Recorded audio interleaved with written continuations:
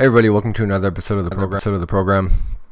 Today we're going to talk about the Rocky Mountains and evidence of human habitation in that area of the United States, stretching way back to 9,000 years ago, or 7,000 BC. And the reason why this is so intriguing is because a lot of the archaeological dates of human habitation of the United States, a lot of it is the dates are very, very young compared to other parts of the world. And so a date like 9,000 years really flies against the grain in terms of the common knowledge of the prehistory of this continent. So these archaeologists, they were studying this prehistoric site in Golden, Colorado, which I'm not going to pull up a map, but it's literally a few miles west of Denver. So if you guys can picture where Denver is, kind of right in the middle of Colorado. So here's the map of Denver. Okay, so it's like the northern, pretty much in the middle, central north part of Colorado. And you can see right next to the city, this is all mountain range and stuff. So what they were most likely eating, if there were any humans here, had to be bison, because there was a large population of bison in this area as well, all over the continental U.S. at that time. In a previous video, I talked about bison in the LA Basin area during the Ice Age. So it's not surprising that there are also bison at this part of the world at that time as well. This archaeologist named Mark Mitchell, he already had a sneaking suspicion that there were humans inhabiting the United States for longer than he was taught in school. He knew, without a shadow of a doubt, before he embarked on this, that there were nomadic hunter-gatherers who had lived and camped at this site in Colorado for much of the last 5,000 years. So that's 3,000 BC. So he knew a lot about the wildlife at that time, what they were eating, what they were foraging, some bits about their culture, and he was collaborating with the Denver Museum of Nature and Science and the University of Kansas when he was researching this site. So he already had some foreknowledge when he was digging. At this site, he knew that if he had dig deep enough, that there would probably be something here, because there were people here for 5,000 years. What's to say that if we dig deeper, that there were a precursor to those people? And sure enough, they found animal bones, chipped stone from stone tools. He radiocarbon dated these things in the soil layer. I don't know how far he dug, but yeah, it dated to 9,000 years, that whole strata of soil. So now he knows that there were people there during that particular time period, and they were probably eating, butchering, and cooking those animals, such as the bison that I was talking about, and they were making stone tools at that particular location. So he continues, we have very few opportunities to see dirt that's that old, and that's sort of the mantra among archaeologists who are interested in early occupation in North America. That kind of confused me a little bit. There are very few opportunities. Well, the dirt's there, right? Like, if you're someone who's not in the field, you can say, just go dig it. Well, there's a lot of stuff that goes behind to planning an archaeological dig. You got to have a strong case. You got to have people willing to do it. There's a lot of stuff that you need to have in place to do that.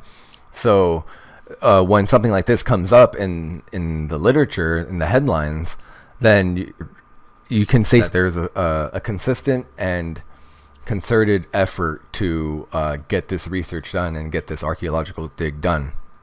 And that's why a lot of these archaeologists are very strapped for cash. So a lot of the work is done by volunteers, or grad students, or people who work for little to no money. You've got to find the old dirt, and that's hard to find because it's either been eroded away or it's buried. When he's talking about this idea of a strata, where the deeper you go before you hit bedrock, it's more than likely you can find material or date the soil to a certain time period. And that's basically what soil is. It's just layers upon layers upon layers. It's like a time capsule, so to speak. He's saying that the evidence of that time period is very sparse, but that's also because no one's digging at those sites. There's so many theories now that there's a strong case to be made that, yeah, there are people who have lived here for 9,000 years plus. So I think what we're going to see in the future are more and more academics, scholars, archaeologists, whatever, who have an interest in uncovering these things as it becomes more and more accepted by the academia, and ergo there'll be less and less heat on them for proposing these ideas. So I think there's a lot of, what we're seeing here are a lot of closeted individuals who believe in a larger prehistory for North America, especially North America. So back then the Ice Age had long since receded, and people likely hunted an extinct species of bison that were about 30% bigger than the ones living.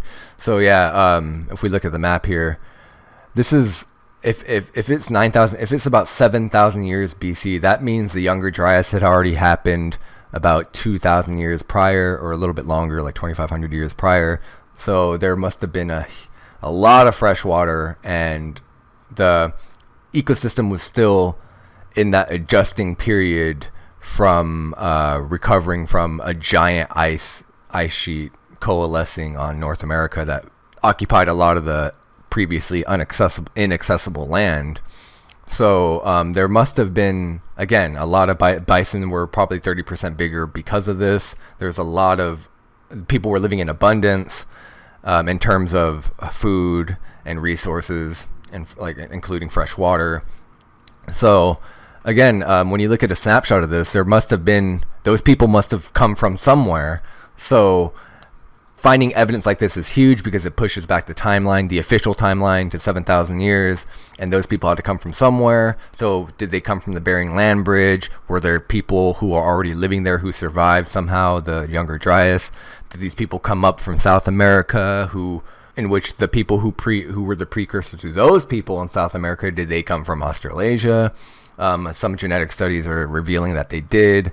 The people, there are Aboriginals from New Guinea who share the same DNA as certain tribes in the Amazon, and other places like Chile and other countries on the eastern, mostly the eastern part, or the western part rather, of South America.